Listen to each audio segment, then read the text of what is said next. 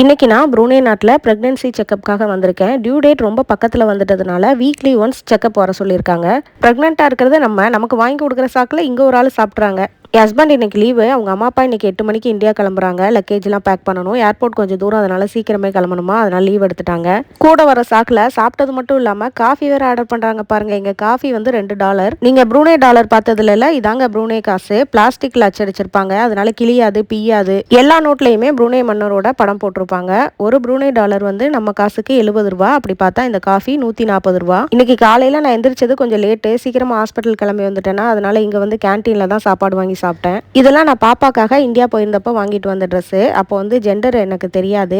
So பாயாக இருந்தாலும் கேர்ளாக இருந்தாலும் 2 பேரும் போடுற மாதிரி யூனிசெக்ஸாக தான் வாங்கிட்டு வந்திருந்தேன். இன்னைக்கு செக்கப்பில் என்ன சொன்னாங்கன்னா, டியூ டேட் முடிய 2 நாள் தான் இருக்குது. ஆனால் பேபி வந்து பார்த்தா டியூ டேட் முடிஞ்சு தான் பிறக்கிற மாதிரி இருக்குது அப்படின்னு சொல்லியிருக்காங்க. ஸோ ஒரு வாரம் மட்டும் டைம் கொடுத்து பார்ப்போம் அப்படின்னு இருக்காங்க. ஏமா இந்தாம்மா பேபிமா, டியூ டேட்டே முடிய போகுது, சீக்கிரம் வெளிவாமா அப்படின்னு சொல்கிற அளவுக்கு ஆகிப்போச்சு. எனக்கு உப்புமா சாப்பிடணும் போல இருந்துச்சு. வீட்டுக்கு வந்ததும் செஞ்சாச்சு.